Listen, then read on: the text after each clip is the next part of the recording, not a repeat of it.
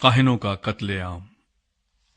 और दाऊद वहां से चला और उद्दुल्लाम के मुगारे में भाग आया, और उसके भाई और उसके बाप का सारा घराना ये सुनकर उसके पास वहां पहुंचा, और सब कंगाल और सब कर्जदार और सब बिगड़े दिल उसके पास जमा हुए, और वो उनका सरदार बना।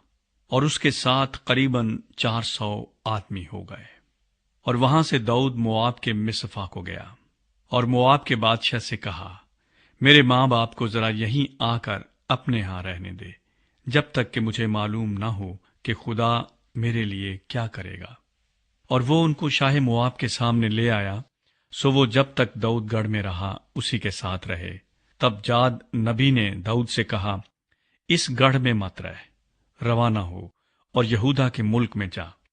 सो दाऊद रवाना हुआ और हारत के बन में चला गया। और साउल ने सुना कि दाऊद और उसके साथियों का पता लगा है। और साउल उस वक्त रामा के जिबा में झाऊ के दरख्त के नीचे अपना भाला अपने हाथ में लिए बैठा था, और उसके खादिम उसके चौगिर्द खड़े थे।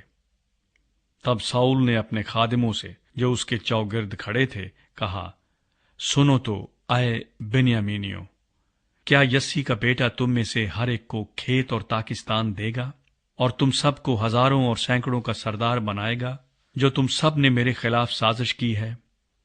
और जब मेरा बेटा यस्सी के बेटे से अहदो पैमान करता है, तो तुम में से कोई मुझ पर जाहिर नहीं करता, और तुम में कोई नहीं जो मेरे लिए गमगीन हो और मुझे बताए कि मेरे बेटे ने मेरे नौकर को मेरे खिलाफ घात लगाने को उभारा है, जैसा आज के दिन है।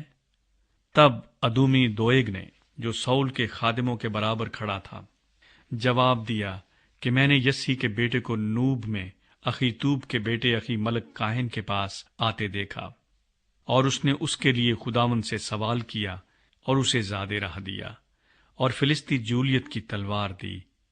तब बादशाह ने अखीतूब के बेटे अखी मलक काहिन को और उसके बाप के सारे घराने को, यानी उन काहिनों को जो नूब में थे, बुलवा भेजा, और वो सब बादशाह के पास हाजिर हुए।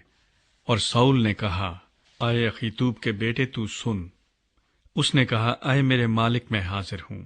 और साउल ने उससे कहा कि तुमने, यानी तूने और यस्सी के बेटे ने क्यों मेरे खिलाफ साजिश की है, कि तूने उसे रोटी और तलवार दी और उसके लिए खुदा से सवाल किया, ताकि वो मेरे बरखिलाफ उठकर घात लगाए, जैसा आज के दिन है।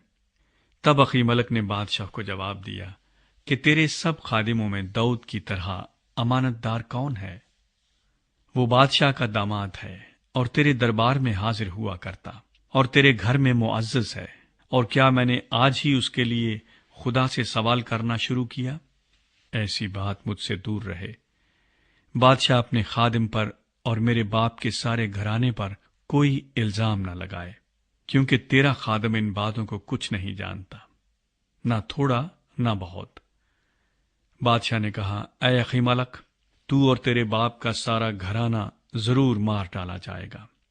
फिर बादशाह ने उन सिपाहियों को जो उसके पास खड़े थे हुक्म किया कि मुड़ो और खुदावंद के काहिनों को मार डालो, क्योंकि दाऊद के साथ इनका भी हाथ है, और इन्होंने ये जानते हुए भी कि वो भागा हुआ है मुझे नहीं बताया।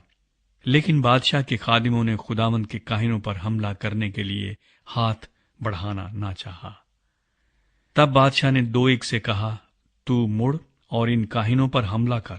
सो अदूमी दोएग ने मुड़कर काहिनों पर हमला किया, और उस दिन उसने 85 आदमी जो कतान के अफूद पहने थे कत्ल किए।